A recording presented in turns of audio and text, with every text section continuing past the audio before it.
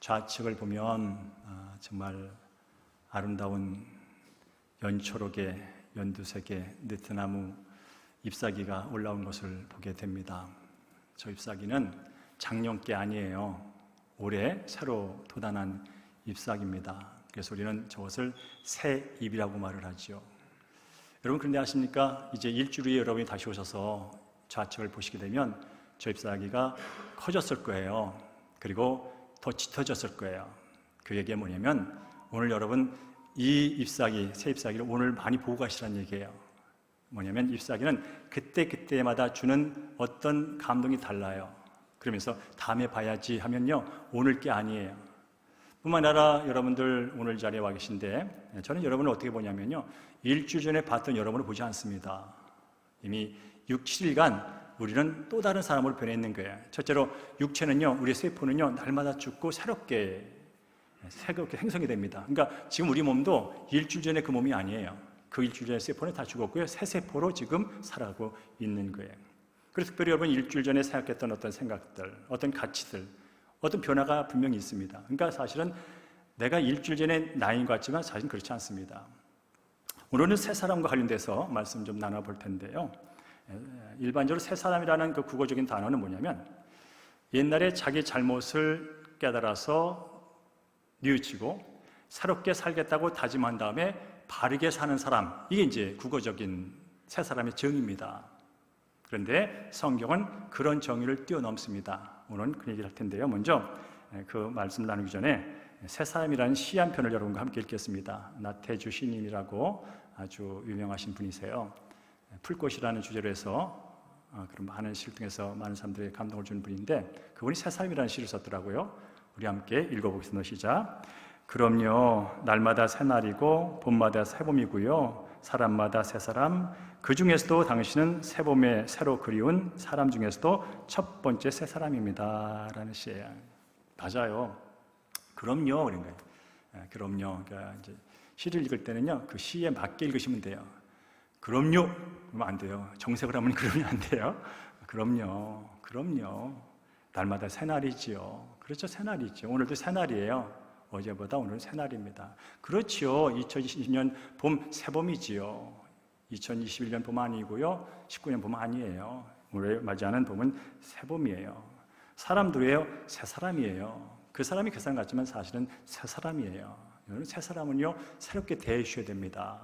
옛날 그분이 갖고 있던 선입견을 갖고 그분을 대하시면 안 돼요.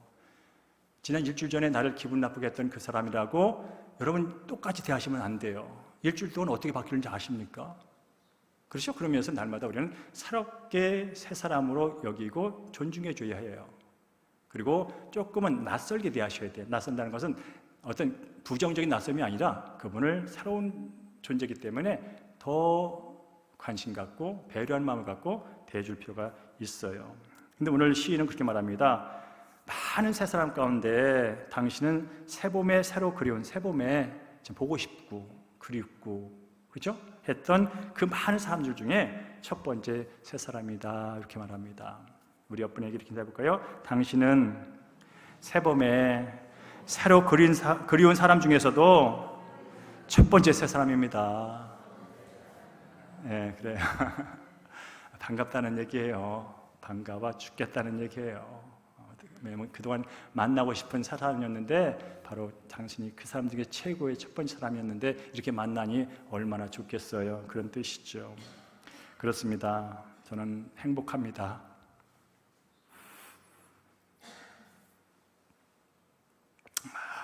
저는 왜 행복하냐면 사실 저는 몇 년 전에 오늘의 2020년대 봄을 못 만날 수도 있었거든요. 2020년의 봄이 내 인생에 없을 수 있었다고요. 그런데 하나님께서 은혜를 더해가지고 생명을 연장시켜줘가지고 한 년, 1년, 1년 살다 보니까 제가 새 봄을 계속 맞이해요. 그러니까 이건 저는 이제 그게 그 봄이 아니에요. 그러니까 저는 이미 죽었다 산 사람이 새롭게 맞이하는 봄이기 때문에 그냥 날마다 새로운 거예요. 저런 연두색 잎이 날마다 새롭듯이 날마다 주일마다 만난 여러분이 날마다 새로운 거예요.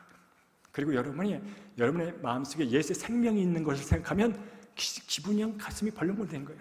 여기 앉아있는 분이 어떤 죄성에 근거하여 무슨 인기적인 나의 중심에 뭔가를 채우기 위해서 여기 나와 있는 분이 아니라 예수 안에서 새로 거듭나서 그분의 생명으로 날마다 새로운 사람으로 영혼을 사는 영혼 중에 하나를 여기 나하고 보내고 있는 여러분이라 생각하면 이건 가슴 찢어지는 거죠. 그래서 날마다 감격을 해요. 저는 마찬가지로 성경은 그렇게 말합니다. 그리스도 안에 있으면 새로운 피조물이라 이전 것은 지나갔으니 보라 새 것이었다 라고 말하는 거예요. 바로 여기 앉아있는 우리 한 사람 한 사람에 대해서 너희들은 옛날 사람이 아니야. 예수 안에 들어오므로 말미암아서 새 생명을 얻었고 영원히 새 사람이야. 하나님은 우리 한 사람 한 사람을 영원히 예수 안에서 새로운 삶으로 날마다 그렇게 보아주고 계셔. 아유 그 사람 옛날 그 사람 아유 그렇게 보지 않아요. 날마다 새롭게, 날마다 사랑스럽게, 날마다 존귀하게, 날마다 보배롭게 하나님 우리를 본다는 거예요. 얼마나 엄청난 일인지 몰라요. 그런 분을 제가 날마다 주일마다 본다는 것은 정말 가슴 벅찬 일인 거지요. 근데 이 일이 그냥 된 건 아니라는 거예요. 이런 가슴 벅찬 일을 경험하고 여러분을 새롭게 보는 것은 내 어떤 노력이나 내 자선이나 내 학문이나 그걸로 된 게 아니라 예수 그리스도 때문에 됐다는 거예요. 특별히 여러분 이제 오늘이 종려 주일 어떤 주일이에요? 예수님께서 이 땅에 죄인들을 구원하기 위하여 친히 하나님이시만 인간의 몸을 입고 이 땅에 나오셔서 이제 그 사명 앞에 이제 나가야 될 자리, 그 시간 앞에 서 있어서 이제 예루살렘에 입성한 거예요. 많은 사람들은 이제 우리 예수님이 왕 되면 좋겠다. 우리 예수님이 대통령 되면 먹는 문제 걱정할 게 없어. 오병이어의 기적 봤어. 물고기 2마리하고 보리떡 5개 하고 수천 명을 먹였어. 야 예수님이 왕 되면 이제 경제 문제 해결돼. 경제 부익부 빈익빈 양극화 문제 해결돼. 와 우리 예수님이 왕 되면 귀신 그냥 한 방에 날려버려. 우리 예수님 왕 되면 이날에 병원이 필요 없어. 의사가 필요 없어. 약이 필요 없어. 야 우리 예수님이 왕 되면 이제 그날이 왔구나 라고 호산나 호산나 했단 말이죠. 그러나 예수님은 그러려고 온 게 아니라는 거예요. 제 가운데 영원히 죽을 인생들을 살리기 위해 오셨다는 거죠. 이 종료들은 그 일을 행하기 위해서 십자가 골고다 언덕으로 올라가기 위해서 이제 예루살렘에 도착한 입성한 날을 오늘입니다. 그래서 우리는 이제 사순절 때 다른 때는 몰라도 이 사순절만큼이라도 아니 다른 때 몰라도 고난주간만큼이라도 예수님께서 이 땅에 오셔서 나를 위해 해놓으신 그 일, 나 때문에 대신 고통받고 내 때문에 대신 죽으신 그 일, 다른 때 몰라도 이때만이라도 좀 깊이 묵상하면서 그분의 사랑과 은혜를 경험합시다, 고백합시다 해서 새벽기도도 하고 뭐 이것도 하고 금식도 하고 그러는 거예요. 근데 저는 여기서 한 가지 오늘 말씀드리고 싶은 것은 우리가 예수님께서 나를 위해서 하신 일에 대해서는 묵상을 하는데 내가 예수님으로 말미암아서 바뀐 내 정체성에 대한 묵상은 좀 덜 하더라 말입니다. 예수님에 대해서는 그래 맞아 2000년에 이렇게 하셨지 라는 데까지는 묵상을 하는데 그로 말미암아서 지금 내 현재 내 신분이 어떻게 바뀌었는지 내 정체성이 어떻게 바뀌었는지 내 삶이 어떻게 변했는지에 대해서는 많이 묵상을 하지 않는 것 같다는 생각을 하게 됐어요. 그래서 오늘은 그 얘기를 좀 할게요. 우리가 예수님 믿어서 새 사람 되기 전에는요 우리는 죄의 종이었어요. 우리는 옛사람이라고 그래요. 옛사람의 뜻이 뭐냐면요 하나님 없이 내가 주인되어 내 마음대로 내 쾌락을 위하여 내 즐거움을 위하여 그렇게 열심히 최선을 다하다가 죽는 사람. 그러니까 예수님 믿기 전에 내가 옛사람이에요. 그런데 그 옛사람은 누구에게 종속됐냐면 죄에 종속됐다는 거예요. 그래서 죄의 종이라는 거예요. 종은 주인의 말에 따라 사는 거예요. 종은 죽었다 깨나도 주인의 말에 복종할 의무가 있어요. 벗어나면 주인한테 한 방에 끝나는 거예요. 근데 우리가 예수 믿기 전에는 바로 죄의 종으로 종노릇하는 인생이었다는 거죠. 그런데 예수를 믿는 순간 우리는 더 이상 죄의 종이 아니고 새 사람이 됐다는 거예요. 자, 함께 우리 스크린에 있는 말씀을 함께 읽어볼까요? 죄에 대하여. 자, 시작. 죄에 대하여 죽은 우리가 우리의 옛사람이 예수와 함께 십자가에 못 박힌 것은 죄의 몸이 죽어 너희도 너희 자신을 죄에 대하여는 죽은 자요 라고요. 자, 로마서 6장 1절부터 14절까지 말씀이 있는데 거기에 기분 나쁘게 죽었단 말이 자꾸 나와요. 죽는 거 기분 나쁘잖아요. 근데 뭐에 대해 죽었더니 죄에 대해 죽었대. 우리가 누구예요? 예수님이 구원받은 사람들. 누가요? 예수님이 구원받은 나가 죄에 대해 죽었다는 거예요. 그럼 이제 죄에 대해 죽었다는 게 무슨 뜻이냐 이거 알아봐야죠. 뭐뭐에 대하여 죽었다는 뜻이 뭐냐면요. 뭐뭐에 대하여 죽었다는 뜻이 뭐냐면 그동안 그 무엇과 관계를 맺고 있다가 관계가 더 이상 이어지지 않고 멈췄다는 뜻이에요. 뭐뭐에 대해 죽었다는 것은 그것과 더 이상 관계를 계속 유지하는 것이 끝났다, 중지됐다, 멈췄다는 뜻이에요. 이게 죽었다는 의미가. 그러니까 죄에 대해 죽었다는 것은 그동안은 죄와 짝하여 죄의 관계를 맺고 죄와 랄랄랄라 살렸는데 그런데 이제 죄에 죽었다는 것은 죄와 그 관계가 중지됐다, 멈췄다는 뜻이에요. 더 신학적으로 말하면 종이 뭐라고 그랬어요? 주인의 다스림을 받는 게 종이에요. 예수 믿기 전에 우리의 존재가 뭐라고? 죄의 종이 됐다는 거예요. 그게 뭐예요? 죄가 나를 다스려. 그러니까 나는 죄의 다스림을 받는 존재였어요. 왜? 종이니까. 그럼 죄가 명령하고 죄가 주장하고 죄가 시키는 일이 뭐냐면요, 죄된 일이에요. 죄라고 하는 주인이 시키는 건 뭐예요? 죄밖에 없어요. 그러니까 나는 죄의 종이기 때문에 그의 다스림 받을 때는 내가 의무적으로 다스림에 순종을 해야 돼요. 그러니까 뭡니까? 결국 내 삶이 죄였던 거예요. 그러니까 죄를 질 수밖에 없는 거예요.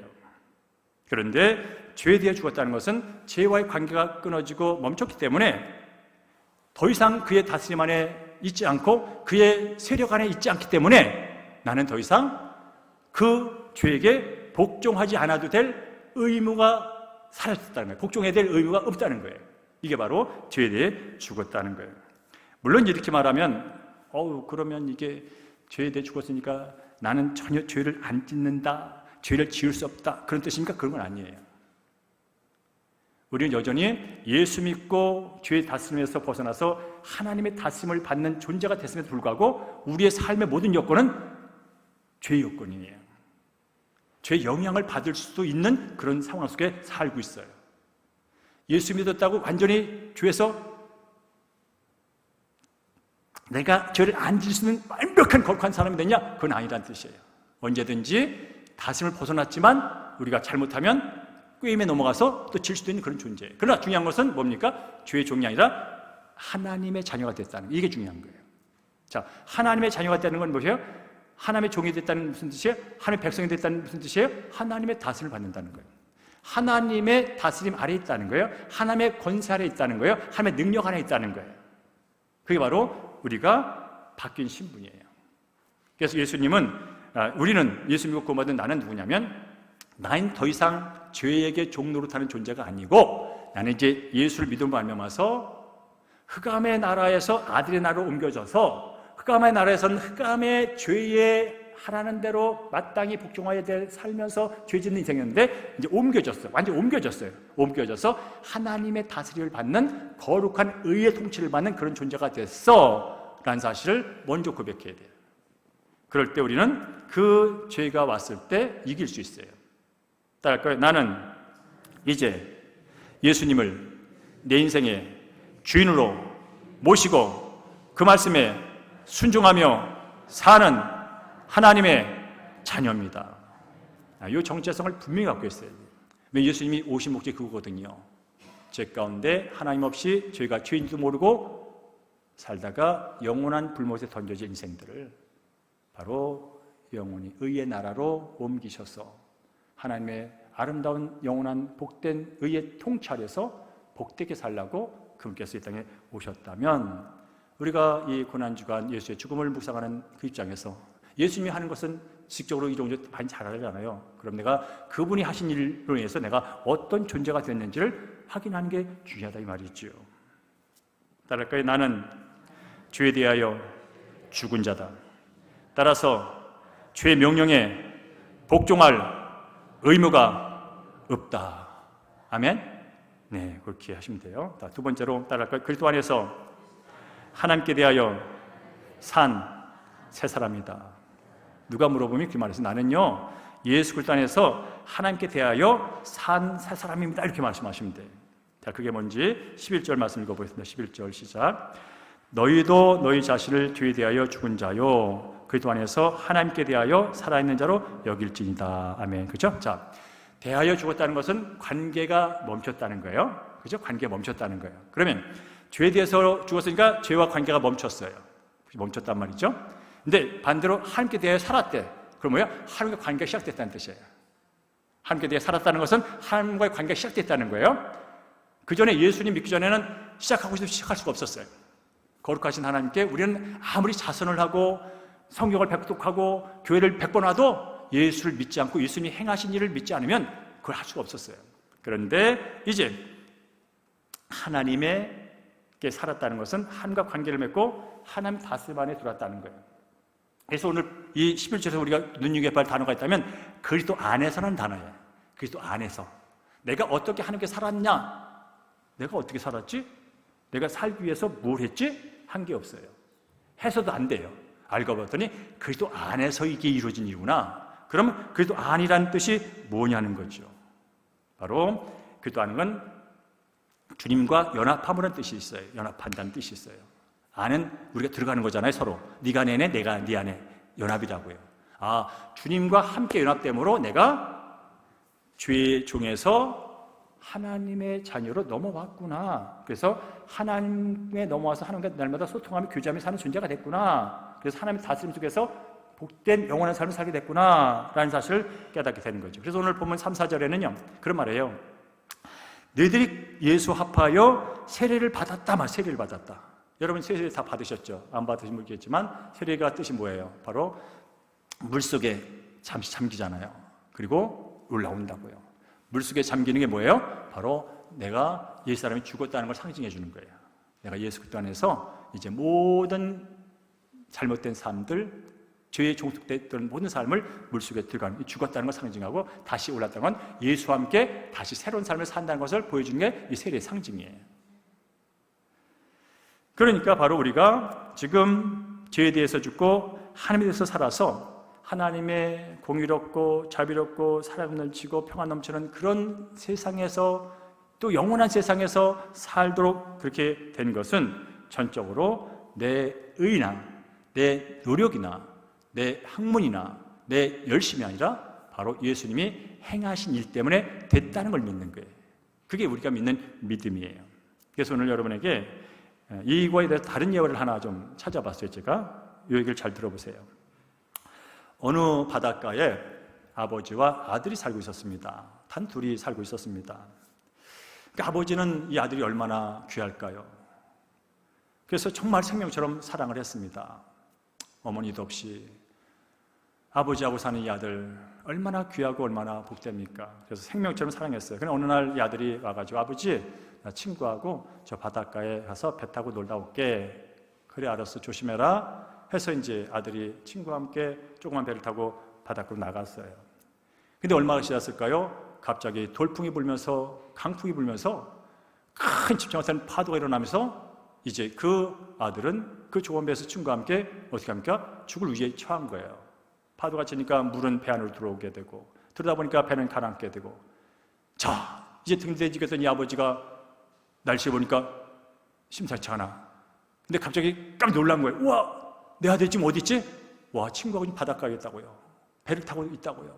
와 큰일 났네 큰일 났네 큰일 났네 하면서 아버지가 정신없이 이제 배를 하나 타고 구하러 갑니다. 그 강풍 폭풍을 이제 거센 파도를 이겨내면서 가까스로 거의 다 물이 잠기려고 하는 그 마지막 순간 그 아들의 배 거기 도착을 했어요. 근데 도착하자마자 그걸 보면서 이 아버지가 깜짝 놀랐어요. 자기가 타고 온 배가 딱 두 사람만 탈 수 있는 배인 거예요. 근데 이미 내가 아버지가 타 있잖아요. 한 명밖에 더 실 수가 없어. 근데 지금 그 앞에는 두 사람이 죽어가고 있어요. 물을 먹고 왔다 갔다 지금 생사기로에서 있단 말이에요. 자, 우리 성도님이 아버지라면 누구에게 손을 먼저 내밀겠습니까? 성도님이 아버지라면 이 아들과 아들 친구가 지금 죽어가고 있는데 누구에게 먼저 손을 내밀겠습니까? 한 명밖에 구원할 수 없어요. 당연히 이 아버지도 손을 아들에게 내밀었겠죠. 아들에게 손을 내밀다가 갑자기 손을 걷어들입니다. 그리고 그 손을 아들 친구에게 내밉니다. 아들 친구는 반사적으로 아버지의 손을 붙들고 나오게 되는 과정 속에서 그걸 누가 봐요? 죽어가는 아들이 보죠. 아버지! 무슨 일이에요? 물어보지 않겠습니까? 살아도 내가 먼저 살아야 될 그런 관계 아닙니까? 그러니까 아버지가 아들 대신에 아들 친구에게 손을 내밀어 구하는 거예요. 그때 아버지가 이랬다지요. 아들아, 너 예수 믿잖아. 너는 예수 믿어 지금 죽어도 천국 갈 수 있잖아. 근데 네 친구는 아직 예수를 안 믿잖아. 이 친구 이대로 죽으면 지옥 가. 그때 물속에 빠져가는 그 아들이 그랬답니다. 아버지, 천국에서 봬요. 그리고 이제 그 아버지는 그 아들 친구를 배에 태우고 육지로 나오겠죠. 여러분이 그 아버지라면 그 바닷가에서 육지까지 도달할 때 아버지의 손을 거절당해서 죽어간 그 아들을 보면서 얼마나 눈물이 났을까요? 이건 예화입니다. 우리는 여기서 이 구원받은 친구에 대해서 생각해 보기를 원합니다. 이 친구는 그야말로 자기 힘으로 살아날 수 있는 아무런 힘이 없었습니다. 그런데 살아났습니다. 어떻게 이 친구가 살 수 있었을까요? 두 가지입니다. 하나는 아버지의 주권적인 선택입니다. 아버지가 그를 살리겠다고 손을 내밀어 준 겁니다. 이것은 아버지의 선택이었습니다. 아들 친구의 선택이 아닙니다. 아들 친구도 알았습니다. 나는 이제 죽는구나. 저 아저씨가 구해줄 사람 나는 아니지. 나를 구한다 할지라도 저 아들이 먼저지. 그럴 때 그렇게 생각하고 있는데 웬걸 자기가 구원받았어요. 그는 절대적으로 그 아버지의 선택에, 주권이 선택에 의해서 구원받은 거예요. 동시에 뭡니까? 자기 대신 죽은 아버지의 아들이 있어. 아버지 아들의 희생을 통하여 그 친구가 생명을 얻은 거예요. 여러분, 우리가 지금 살아가는 세상이 어떤 세상이냐면요, 죄와 죽음의 강풍 속에서 죄와 죽음이 난무하는 죽음의 증상들이 우리 주변을 둘러싼 이 폭풍 속에서 그 한복판에서 한 날 한 날 살아가는 게 우리 인생이에요. 어떻게 하면 이 죄와 죽음과 죽음의 증상들에서 좀 벗어나 볼까? 공부를 잘하면 될까? 돈을 더 벌면 될까? 권력을 잡으면 될까? 친구를, 인맥을 많이 가지면 될까? 여러 가지 생각하면서 이 죄와 죽음으로 물든 이 강풍, 이 한많은 이 세상을 한 날 한 날 살아가는 게 우리 모습이에요. 그러다가 어떻게 됐냐고요? 이 죄와 죽음의 깊은 바닷속으로 결국은 빠져들었어. 그것이 70이요, 80이요, 90이요, 100일지 어쨌든 간에 영혼의 시간에 비하면 아주 눈꼽만도 못한 그 시간 안에 그렇게 살다가 영원한 지옥으로 간다는 거예요. 이게 성경이 말해주는 이 땅에 하나님을 떠난 사람들의 실존이에요. 그런데 하나님의 아들이 그 영광의 보좌, 평안의 보좌를 냅두고 바로 죄와 죽음이 넘실거리면서 언제든지 사람들을 삼켜 저 지옥의 바닷속으로 빠져들게 하는 이 세상 속으로 아들이 오셨다는 거예요. 왜 왔어요? 죄와 죽음의 송두리 속에서 영원히 죽을 자들을 구원하여 영원히 눈물도 폭풍도 갈등도 전쟁도 전염병도 아픔도 없는 곳으로 옮겨놓기 위하여 그분이 오셨다는 거예요. 오셨을 뿐 아니라 이 아버지가 자신의 아들 희생하며 친구를 구했듯이 몸소 자기가 죄값을 지불했다는 거예요. 성경은 말합니다. 의인 없나니 하나도 없다. 죄의 삭은 사망이다. 결국 죄인들은 그 사망이라는 것으로 마지막 대가를 지불해야 되는 그 운명 앞에 서 있는 이 사람들을 대신하여 모든 인류의 죄를 전가받아서 뒤집어 쓰고 대신 죽음의 대가 십자가에서 죽었다는 거예요. 이게 바로 성경이 말해주는 복음이에요. 그리고 누구든지 이 사실을 믿음으로 받아들이면, 이 사실을 믿음으로 받아들이면 예수가 나를 위해 대신 죽으셨다, 예수께서 내 죄값을 대신 치르셨다, 이 사실을 믿음으로 받아들이면 누구든지 죄에서 용서받아서 영원한 생명의 나라 천국에서 살게 된다는 것이 복음이에요.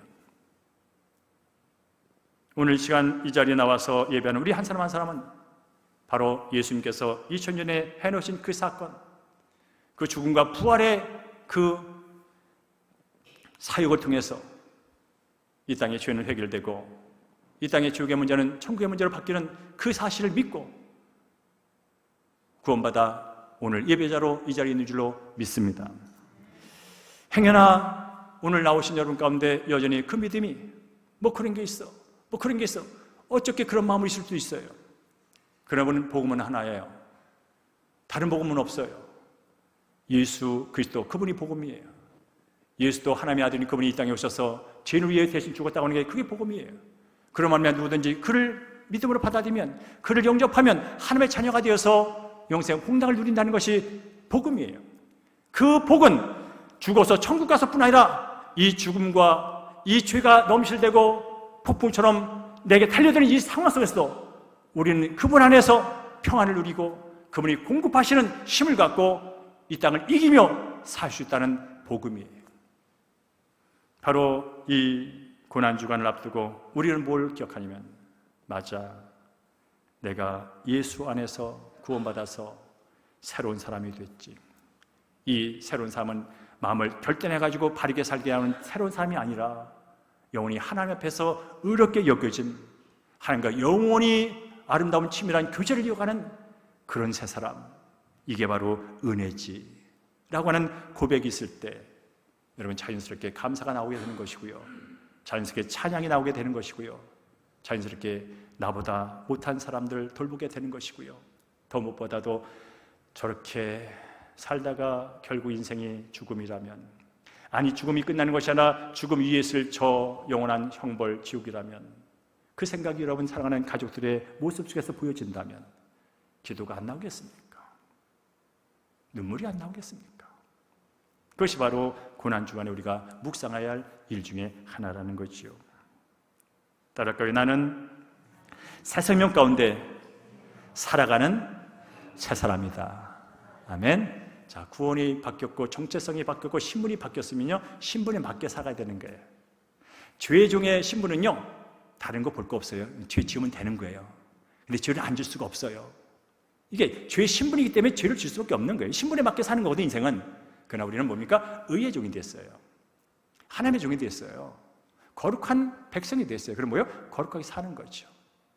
자, 우리 함께 4절을 좀 한번 읽어볼까요? 4절 시작. 그리스도를 죽은 자 가운데서 살리심과 같이 우리도 또한 새 생명 가운데 행하게 하려 합니다. 자, 여러분 기억하세요. 우리 예수를 믿고 구원 받았어요. 근데 언젠가도 한번 죽어요. 어떤 죽음? 육체적인 죽음을 맞습니다. 그러나 우리 영혼은 그분 안에 영원히 안식을 누립니다.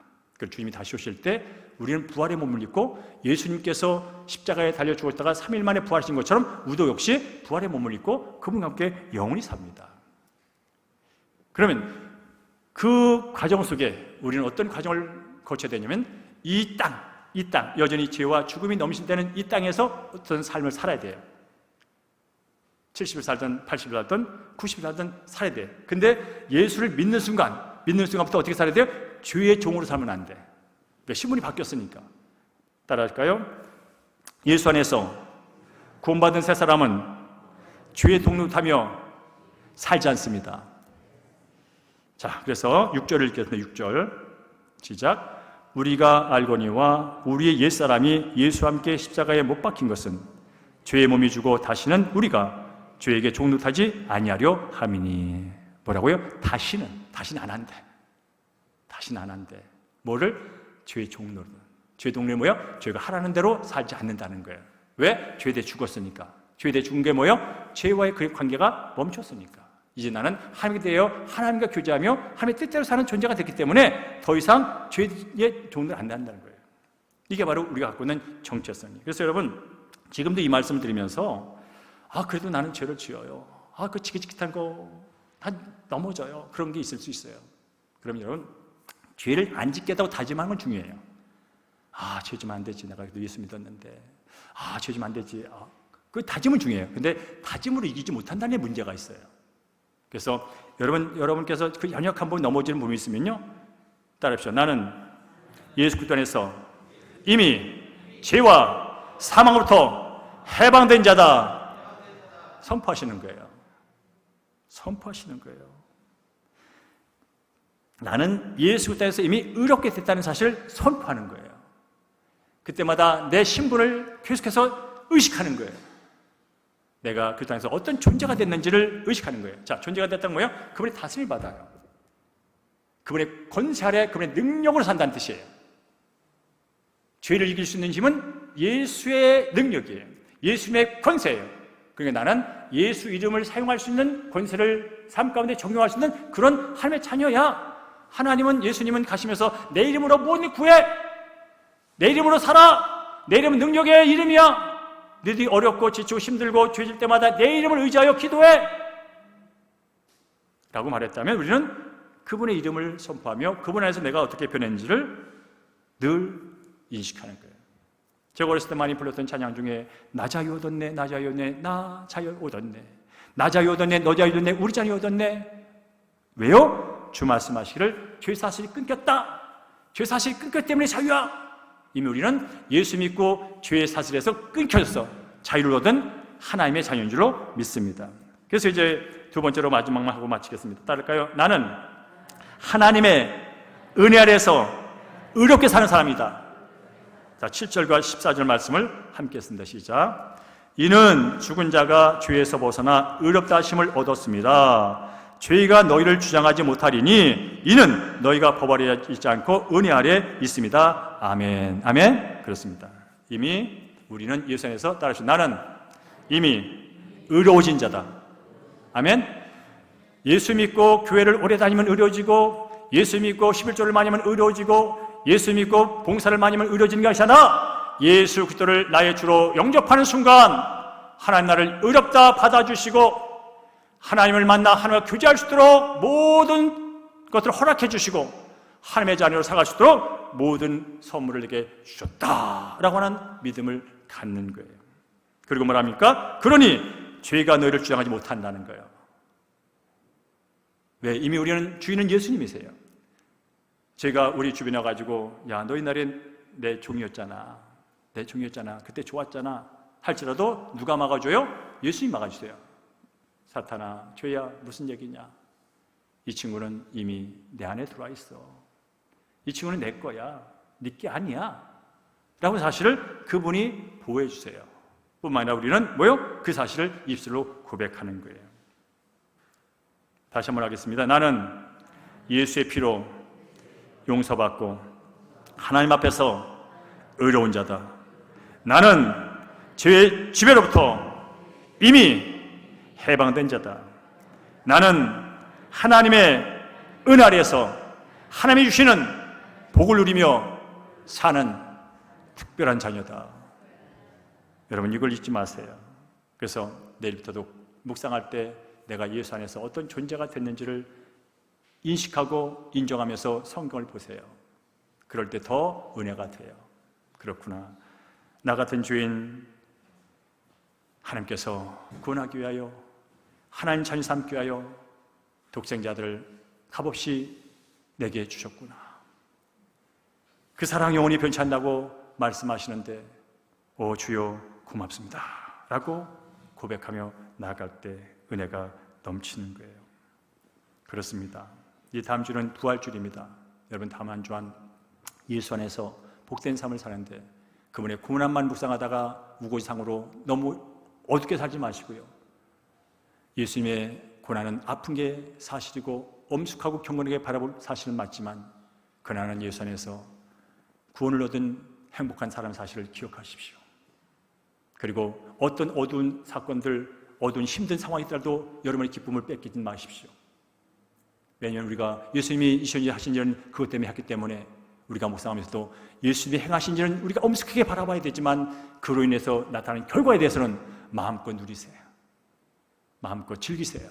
그게 바로 우리가 구원받은 목적이고 특권이고 선물이기 때문에 그렇습니다. 한 주간도 주님과 좀 더 깊은 묵상의 시간을 갖다가 다음 부일주일 날 이쁘게 입으시고 환하게 웃으시면서 다시 만나기를 주기를 주의 이름으로 축원합니다.